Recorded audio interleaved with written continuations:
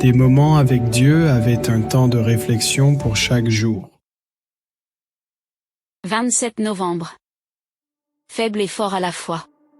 C'est pourquoi je me plais dans les faiblesses, dans les outrages, dans les calamités, dans les persécutions, dans les détresses, pour Christ, car, quand je suis faible, c'est alors que je suis fort. 2 Corinthiens 12:10. Helena Maud, une grande femme de foi des 19e et 20e siècles, de part méthodiste.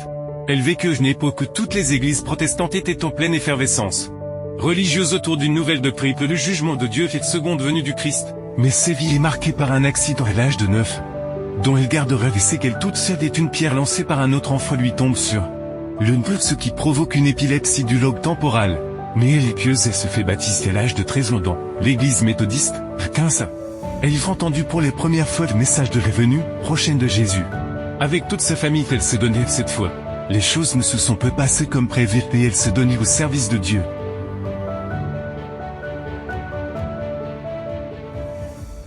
Il a ensuite produit de grandes quantités de littérature chrétienne. Des messages de paix et d'espoir, ainsi qu'un éclairage sur les Écritures pour comprendre les prophéties et les événements qui allaient se produire. Ces écrits ont été traduits dans des centaines de langues et servent à guider l'humanité vers le Créateur.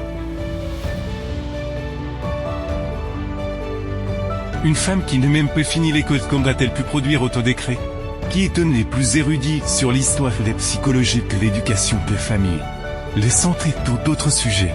Elle enseignait des pratiques médicales très avancées pour son époque, dont la science de la santé depuis longtemps confirme l'efficacité. Comme va-t-elle pu le faire? Malgré son handicap, cela peut se produire lorsque les êtres humains s'abandonnent à Dieu, les faibles du monde. Dieu les a choisis pour faire en fort, ce n'est pas pour l'ordre de l'homme, mais pour la gloire du Seigneur. Par conséquent, ne pensez pas que vous ne pouvez pas servir de l'œuvre du Seigneur, parce que vous n'avez pas de talent exceptionnel. Il s'agit de se donner entièrement les directions de Dieu, de faire sa volonté par-dessus tout. Et Dieu pour utiliser les gens pour sa gloire. Partout, il y a des ennemis prêts à nous arrêter dans notre progression. Ils haïssent Dieu et tous ceux qui le suivent et portent son nom. Mais ceux qui sont nos ennemis sont aussi les ennemis du Seigneur, et s'ils sont forts et habiles, le capitaine de notre salut, qui nous conduit, peut les vaincre. Quelle que soit votre faiblesse humaine, c'est de Dieu que viennent les forces.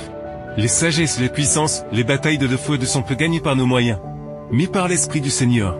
Ultarmo est brillé par son engagement, son service et sa dévotion.